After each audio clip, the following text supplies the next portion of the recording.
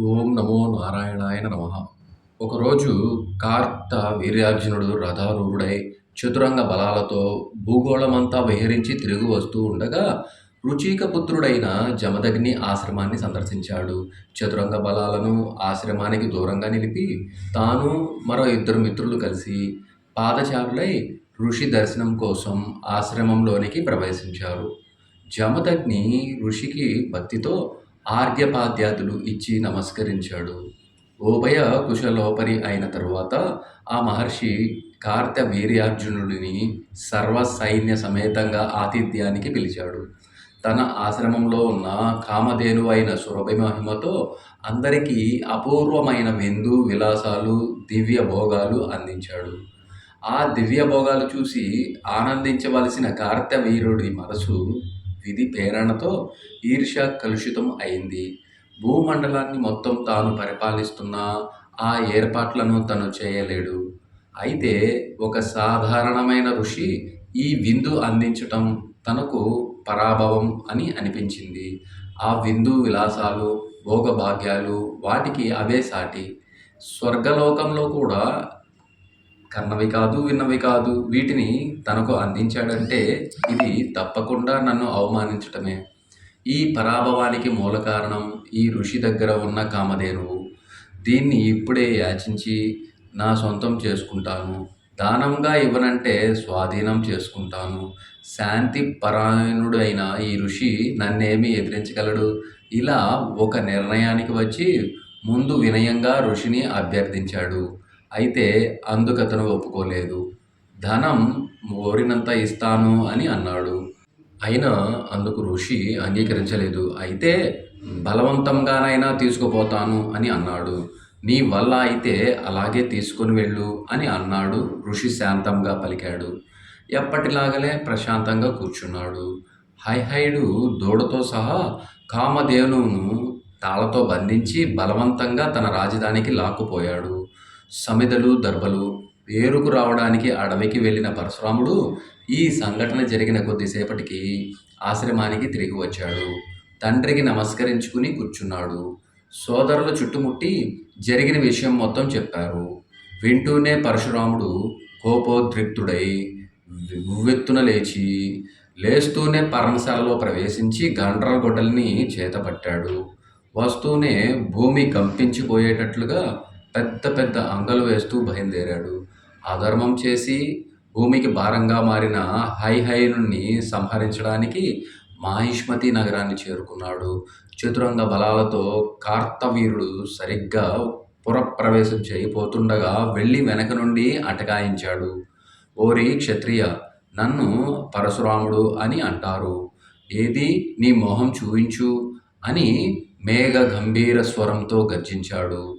ఆశ్చర్యచకితుడైన అర్జునుడు పరశురాముణ్ణి చూశాడు. అతన్ని చూడగానే త్రిభువనేశ్వరుడు అని గుర్తించాడు.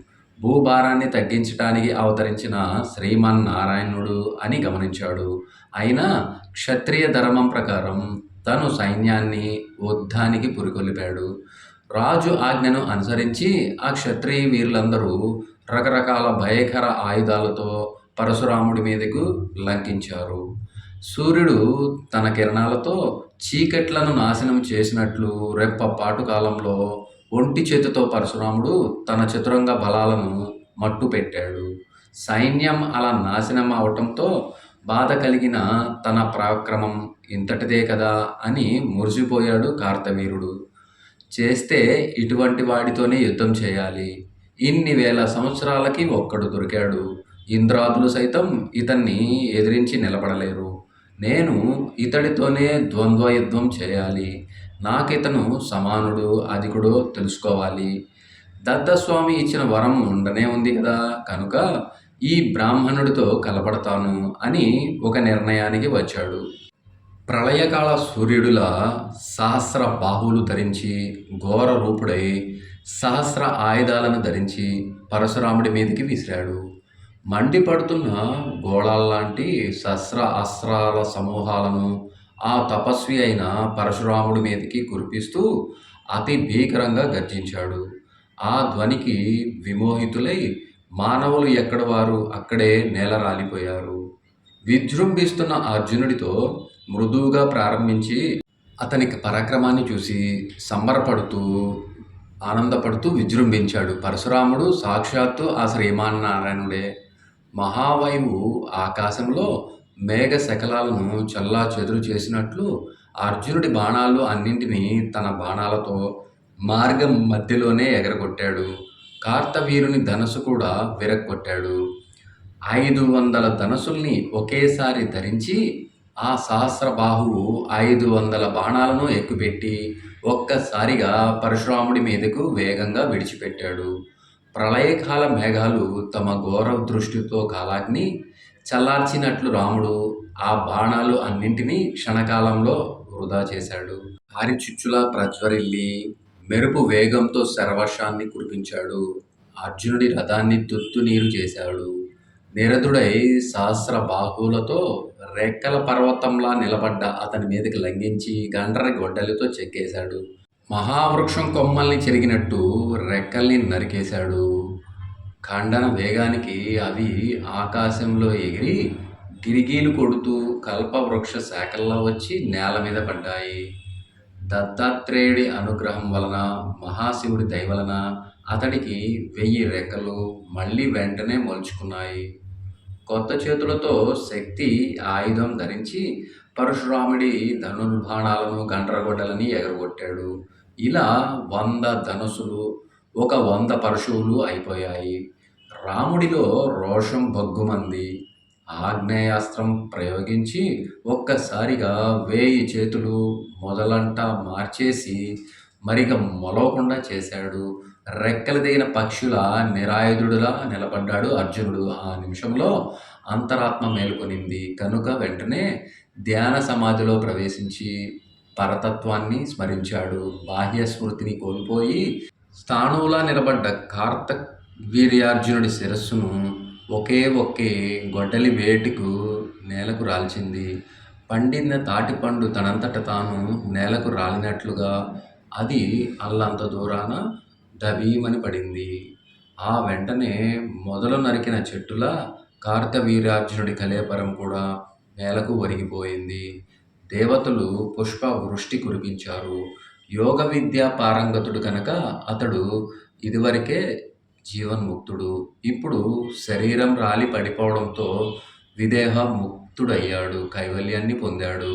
శరీరంలోని పంచభూతాలు ప్రకృతిలోని పంచభూతాలలో కలిసిపోయాయి. పరశురాముడి కోపం శాంతించింది. సంతోషంగా కామధేనువును తీసుకుని ఆశ్రమానికి చేరుకున్నాడు. జరిగినది మొత్తం తండ్రికి నివేదించి తపస్సుకు వెళ్ళిపోయాడు. కార్తవీర్యార్జునుల కుమారులు పరశురాముడి మీద కక్ష కట్టి అనువైన సమయం కోసం ఎదురు చూస్తూ వేచి ఉన్నారు.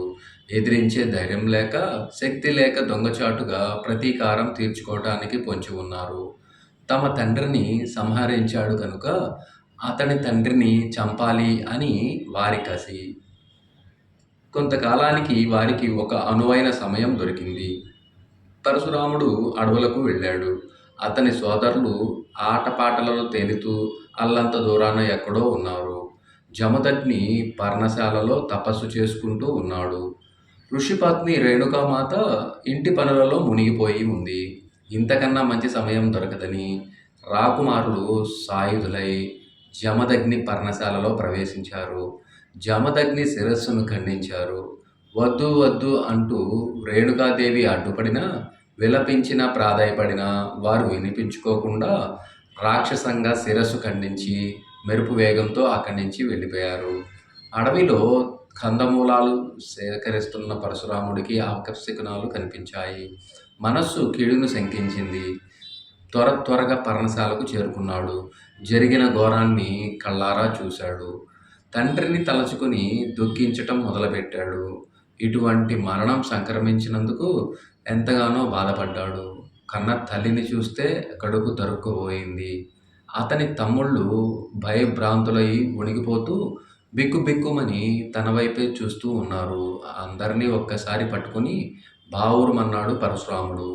అమ్మా, నా కారణంగానే ఈ దారుణం జరిగింది. నేనే బాధ్యుణ్ణి అనుకుంటూ తల్లి పాదాల మీద పడ్డాడు. కుమిలిపోతున్న తల్లితో సమానంగా రోదించాడు. 2 క్షణాలలో తెప్పరిల్లాడు. చివాలున లేచి నిలబడి ఒక్క క్షణంలో ప్రళయకాలుల రుద్రుడిలా మారిపోయాడు. అశక్తుడిలా నేను విలపించటమేమిటి? కర్తవ్యాన్ని విస్మరించటమేమిటి? అని తనకు తాను ప్రబోధించుకున్నాడు. ధనుర్బాణాలు గండ్రగొడ్డలి ధరించాడు. సోదరులు, ఆశ్రమవాసులు వారిస్తున్నా లెక్క చేయకుండా ఎవ్వరి మాట వినలేదు. రాజధాని వైపు సుడిగాలిలా దూసుకు వెళ్ళాడు. కార్త వీరార్జునుల కొడుకులందరినీ ఓచకోత కోసేశాడు. అంతే వేగంగా ఆశ్రమానికి తిరిగి వచ్చాడు. వస్తూనే ఆశ్రమవాసులందరూ వినేటట్లుగా జలగభీషణంగా భీకర ప్రతిజ్ఞ చేశాడు. ఈ భూమిని క్షత్రియుల శూన్యం చేస్తాను. ఒక్కసారి కాదు, 21 సార్లు చేస్తాను. ఇందులో అసత్యం కానీ అధర్మం కానీ లేదు. నాయనా, నీ ప్రతిజ్ఞలు ప్రతీకారాలు తరువాత, ముందు నీ తండ్రికి భక్తితో అంత్యక్రియలు జరిపించు అని చెప్పగానే రేణుకాదేవి ఆజ్ఞతో ఆ వీరావేశం నుంచి స్పృహలోకి వచ్చాడు పరశురాముడు. తల్లి చెప్పినట్లుగానే ఇద్దరిని కావిడికి ఎత్తుకొని కాన్య కుబ్జాశ్రమం నుంచి బయలుదేరాడు. అతడితో పాటు ఆశ్రమవాసులైన మహర్షులందరూ బయలుదేరారు. అందరూ వడివడిగా నడుచుకుంటూ తీర్థాలు, వనాలు, అరణ్యాలు, నదులు అన్నీ దాటుకుంటూ ప్రయాణించడం మొదలుపెట్టారు. ఇంతలో సహ్య పర్వతాన్ని చేరుకున్నారు. అక్కడ దత్తాత్రేయుల వారి ఆశ్రమం కనిపించింది. అదే సమయానికి అశరీరవాణి ఇలా వినిపించింది. ఓయి పరశురామ, దత్తాత్రేయుడితో కలిసి మంత్రపూర్వకంగా విధి విధానంగా నీ తండ్రికి అంతిమ సంస్కరణలు శ్రద్ధగా నిర్వహించు. ఇది వినటంతోనే పరశురాముడు 4 వైపులకు తేరిపారా చూశాడు. స్కందమూల ఫల సమృద్ధితో పచ్చగా ప్రశాంతంగా ఉన్న ఆశ్రమంలో తాము ఉన్నట్లుగా గుర్తించాడు. అక్కడ కావిడిని దింపాడు. దృష్టిని ముందుకు సారించాడు. గుబురుగా ఉన్న చెట్ల మాటున ఎవరో ఉన్నట్లుగా అనిపించి అటువైపు 4 అడుగులు వేశాడు. ఒక దిగంబర మహర్షి పానపాత్రను చేత్తో పట్టుకుని కనిపించాడు. రాముడు సభక్తికంగా నమస్కరించి ఇలా అన్నాడు. తన కన్న తండ్రి అంత్యక్రియలు దగ్గరుండి జరిపించమని ప్రార్థించాడు. అందుకతను ఇలా అన్నాడు. ఏమిటి, నేను జరిపించాలా? నాకు విధి విధానాలు, ధర్మ అధర్మాలు సరిగా తెలియవు. ఏదో నాకు తెలిసిన దారిలో నేను పోతున్నాను. నాలాగే నీకు తోచిన దారిలో నువ్వు వెళ్ళు అని అన్నాడు దత్తస్వామి. స్వామి, మీకు ధర్మ అధర్మాలు తెలియవంటే నేనెలా నమ్ముతాను? సకల దేవతలకు, సకల మునులకు నువ్వు పరమ గురువువి. ఆ మాటలు విని దిగంబర స్వామి మళ్ళీ గట్టిగా నవ్వాడు. నేను దిగంబరుణ్ణి. అంతిమ సంస్కారం యథావిధిగా జరపటం ఎలాగో నాకు తెలియదు అని అంటూనే దిగంబర స్వామి దత్తుడిగా మారిపోయి వరాసనం నుంచి కావిడి దగ్గరకు వచ్చి చేరుకున్నాడు. ఒక్కసారి రేణుకాదేవిని చూశాడు. వెంటనే నమస్కరించాడు. తరువాత జమదగ్ని పాదాలకు నమస్కరించి పరశురాముడి వైపు చూశాడు. రామ, శుభప్రదాలైన సర్వతీర్థక్షేత్రాలలో స్నానం చేసిరా. నేను చెప్పినట్లుగా సంస్కారం చేద్దువు గాని అని ఆజ్ఞాపించాడు. పరశురాముడు వెంటనే ధనస్సు సంధించి దివ్య బాణాన్ని ఎక్కుపెట్టి సహ్యాద్రిడికి గురిచూసి వదిలాడు. ఆ బాణరంధ్రం నుంచి భుక్తి ముక్తి ప్రదాలైన సకల పుణ్య నదీ తీర్థాలు క్రమంగా ఆవిర్భవించాయి. అలా తన దివ్య బాణ శక్తితో రప్పించుకున్న పవిత్ర నదీ తీర్థ జలాలలో పరశురాముడు స్నానం చేసి తండ్రి కళాభరానికి ప్రదక్షిణ నమస్కారాలు చేసి అగ్నిని ఉజ్వలంగా ప్రజ్వలింపజేసి దహన సంస్కారం జరిపాడు.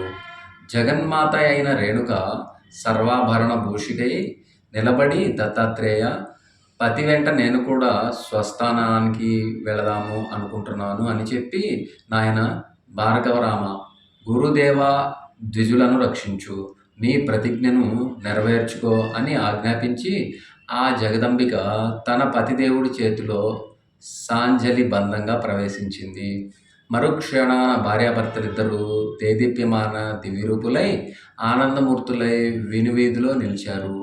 దత్తాత్రేయ పరశురాములిద్దరూ ఆ దంపతులను చూసి సంబరపడుతూ శిరస్సు ఉంచి నమస్కరించారు. భక్తి శ్రద్ధలతో పూజలు చేసి వీడ్కోలు పలికారు. తరువాత పరశురాముడు స్వయంగా దత్తాత్రేయుడిని పాదాభివందనం చేసి పూజించాడు. దత్తదేవుడి అనుమతిని పొంది అమలకి వనం నుంచి బయలుదేరాడు. తన ప్రతిజ్ఞను తీర్చుకోవటానికి భూమండలం మీద విరుచుకుపడ్డాడు. గాడి తప్పిన క్షత్రియులు అందరినీ 21 సార్లు గాలించి వారందరినీ మట్టుపెట్టాడు. భూమిని క్షత్రియ రహితం చేశాడు. గతమత్సరుడై అదే జలం తీసుకుని దత్త ఆశ్రమానికి వెళ్ళాడు. అక్కడ తన ఆయుధాలను ప్రక్షాళించి ఆయుధాది దేవతలను అర్చించాడు. తరువాత దత్తాత్రేయుడికి నమస్కరించాడు. అంతలో తల్లిదండ్రులు దివ్య దర్శనం అనుగ్రహించారు. క్షత్రియాంతగా నీ సాహసానికి, శౌర్య పరాక్రమాలకు సంతృప్తి చెందాను. ఇక ప్రతీకారాగ్నిని శాంతింప చేసుకో.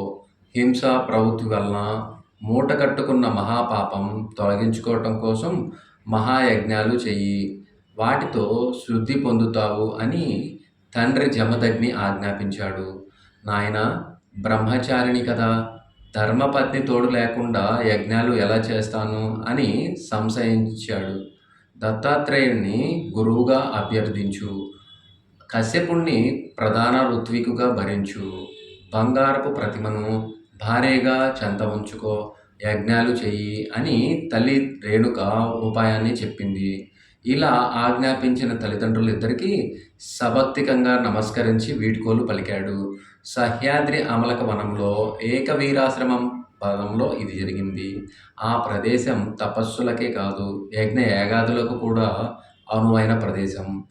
పరశురాముడు అందులోకి ప్రవేశించాడు. అది దత్తాత్రేయుడి పర్ణశాల. పరశురాముడు వినయ విధేయలతో సాష్టాంగ నమస్కారం చేశాడు. భక్తితో మౌనంగా స్తుతించాడు. నాయనా భార్గవరామ, నువ్వు చాలా కష్టసాధ్యమైన ఘనకార్యాలు చేశావు. కార్తవీర్యార్జునుడి అంతటి వాడిని అనాయాసంగా బహుపరక్రమంతో మట్టుబెట్టావు. నువ్వు సాధారణ సూర్యుడవు, బ్రాహ్మణుడవు కావని నా అభిప్రాయం. నువ్వు సాక్షాత్తు ఆ శ్రీ మహావిష్ణువే అని నా నమ్మకం. ఆ మాటలు విని పరశురాముడు ఇలా అంటున్నాడు. దత్తదేవ, నేను విష్ణువును కాదు, మహాసూరుణ్ణి కాదు. దత్తదేవ, పితృతృప్తి కోసం ఏదో చేయాలి అని అనుకుంటున్నాను. దానికి నీ సహాయం కోరుతున్నాను. దయచేసి గురుస్థానం అంగీకరించు అంటూ పరశురాముడు దత్తాత్రేయుడికి నమస్కరిస్తూ ప్రదక్షిణం చేశాడు. దత్తదేవుడు చిరునవ్వుతో అంగీకరించాడు. ఆ రమ్యమైన సహ్యచలమే యాగభూమి అయ్యింది. యజ్ఞశాలకు వచ్చిన ప్రతి విప్రుడికి దక్షిణాలు పుష్కలంగా ఇచ్చాడు. అన్నపానాల సమృద్ధి గురించి చెప్పనవసరమే లేదు. అన్ని జాతుల వారికి కావలసిందల్లా పుష్కలంగా అందించాడు. ఇలా రామయజ్ఞం సుసంపన్నం, సుసంపూర్ణం అయింది. ఆచార్యతత్వం నేర్పిన దత్తస్వామిని రత్నాభరణాలతో, దివ్య వస్త్రాలతో సత్కరించి అర్చించాడు. రాముడిచ్చిన వాటిని అన్నిటినీ దత్తదేవుడు అక్కడున్న మునులకు, బ్రాహ్మణులకు నమస్కరించి మరీ సమర్పించాడు. కాశ్యపుడు భార్గవరాముని అనుమతి తీసుకుని తన క్షితి మండలాన్ని విప్రులందరికీ పంచిపెట్టాడు. దీనికి పరశురాముడు చాలా సంబరపడ్డాడు. కాశ్యప, నీ వంటి జ్ఞానుల చేయవలసిన పనిని చేశావు. దిగంబరుడై మన మధ్య నడయాడుతున్న ఈ యోగివరుడు దత్తాత్రేయుడు స్వయంగా సాక్షాత్తు శ్రీమన్నారాయణుడే. అందులో ఏమాత్రము సందేహమే లేదు. ఇంతటి మహాయజ్ఞం ఇంత తేలికగా ఒక లీలగా పరిసమాప్తి అయింది అంటే కేవలం ఇది వీరి అనుగ్రహమే, శ్రీదేవి కరుణా కటాక్షమే అని తన భక్తి భావాన్ని ప్రకటించి కాశ్యపునికి, దత్తదేవుడికి మరొకసారి నమస్కరించి రేణుకామాతను మనసులోనే ధ్యానించి బ్రాహ్మణులు అందరికీ ఇంకొకసారి కృతజ్ఞతగా శిరస్సు వంచి అభివాదం చేస్తూ అందరి దగ్గర సెలవు తీసుకుని భార్గవరాముడు మహేంద్ర పర్వత శిఖరాగ్రాన తపస్సుకు వెళ్ళిపోయాడు. ఓం నమో లక్ష్మీనారాయణాయ నమః.